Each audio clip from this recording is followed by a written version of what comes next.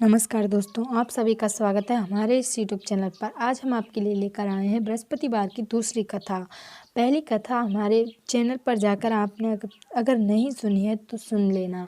हमने अपने चैनल पर उसका एक वीडियो पहले से अपलोड किया हुआ है। आज हम आपको सुनाने जा रहे हैं बृहस्पतिवार की दूसरी कथा।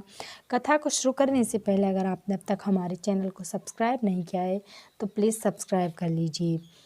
इसकी दूसरी कथा इस प्रकार है कि एक दिन इंद्र बड़े अहंकार से अपने आसन पर बैठे हुए थे। बहुत से देवता, ऋषि, गंधर्व, किन्नर आदि सभा में उपस्थित थे। जिस समय बृहस्पति जी महाराज वहां पर आए, सबके सब उनके सम्मान में खड़े हो गए, परंतु इंद्र गर्व के मारे खड़ा न हुआ, यद्यपि वह उनका सदैव आदर किया करता था। बृहस्पति जी अपना अनादर समझते हुए वहां से उठकर चले गए। तब इंद्र को बड़ा शौक हुआ कि देखो, मैंने गुरु जी का अनादर कर दिया है, मुझसे बड़ी भारी भूल हो गई।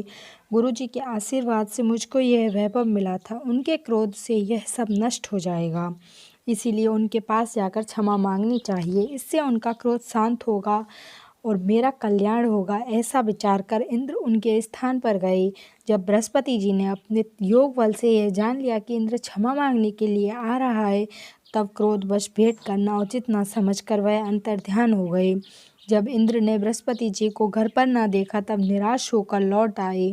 जब दैत्यों के राजा वृषपर्मा को यह समाचार विदित हुआ तो उसने अपने गुरु शुक्राचार्य की आज्ञा से इंद्रपुरी को चारों तरफ से घेर लिया और गुरु की कृपा न होने के कारण देवता हारने व मार खाने लगे। तब उन्होंने ब्रह्मा जी को विनय पूर्वक सब वृतांत कह सुनाया और कहा कि हे महाराज, दैत्यों से किसी प्रकार बचाइए। तब ब्रह्मा जी कहने लगे कि तुमने बड़ा अपराध किया, जो गुरुदेव को क्रोधित कर दिया। अब तुम्हारा कल्याण इसी में हो सकता है कि त्वष्टा ब्राह्मण का पुत्र विश्वरूपा बड़ा तपस्वी और ज्ञानी है, उसे अपना पुरोहित बनाओ, जो तुम्हारा कल्याण हो सकता है। यह वचन सुनते ही इंद्र त्वष्टा के पास गए और बड़े विनीत भाव से त्वष्टा से कहने लगे कि आप अपने हमारे पुरोहित बनने की कृपा कीजिए, जिससे हमारा कल्याण हो।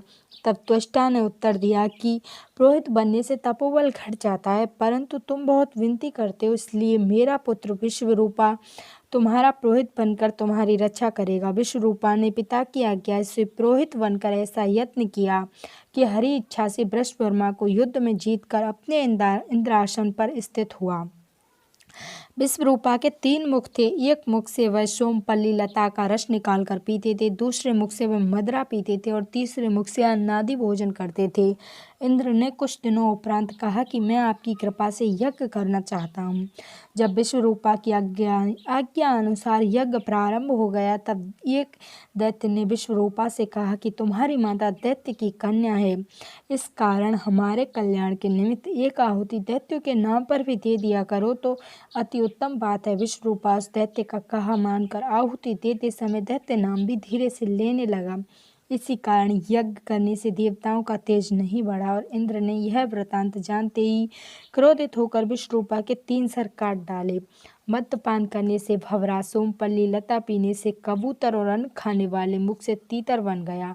विश्वरूपा के मरते ही इंद्र का स्वरूप ब्रह्म हत्या के प्रभाव से बदल गया और देवताओं के 1 वर्ष तक पश्चाताप करने पर भी ब्रह्म हत्या का वह पाप न छूटा। तो सब देवताओं के प्रार्थना करने पर ब्रह्मा जी बृहस्पति जी के सहित वहां आए। उस ब्रह्म हत्या के 4 भाग किए, उनमें से 1 भाग पृथ्वी को दिया।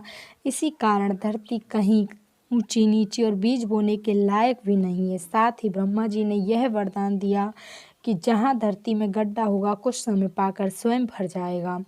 दूसरा वृक्षों को दिया, जिससे उनमें गोंद बनकर बहता है। इस कारण गूगल के अतिरिक्त सब गोंद अशुद्ध समझे जाते हैं। और वृक्षों को यह वरदान दिया कि ऊपर से सूख जाने पर जड़ फिर फूट जाती है। तीसरा भाग स्त्रियों को दिया। इसी कारण स्त्रियां हर महीने रजस्वला होकर पहले दिन चांद डालनी, दूसरे दिन ब्रह्म घातनी, तीसरे दिन धोबिन के समान रहकर चौथे दिन शुद्ध होती हैं और संतान प्राप्ति का उनको वरदान दिया। चौथा भाग जल को दिया, जिससे फैन और सिवाल आदि जल के ऊपर आ जाते हैं। और जल को यह वरदान मिला कि जिस चीज में डाला जाएगा वह बोझ में बढ़ जाएगी। इस प्रकार इंद्र को ब्रह्म हत्या के पाप से मुक्त किया गया। जो मनुष्य इस कथा को पढ़ता या सुनता है उसके सब पाप बृहस्पति जी महाराज की कृपा से अवश्य नष्ट हो जाते हैं। जो मनुष्य भक्तिपूर्वक बृहस्पतिवार का व्रत करता है, इस कथा को सुनता है, पढ़ता है, निश्चय ही उसकी सभी मनोकामनाएं पूर्ण होती हैं। यहीं पर हमारी यह कथा समाप्त होती है। बोलो श्री विष्णु भगवान की जय। दोस्तों, अगर आपको हमारी यह वीडियो अच्छी लगी हो तो प्लीज़ लाइक कीजिए, हमें कमेंट बॉक्स में बताइएगा कि कैसी लगी। और अगर आपने हमारे चैनल को अब तक सब्सक्राइब नहीं किया है तो सब्सक्राइब कर लीजिएगा। धन्यवाद।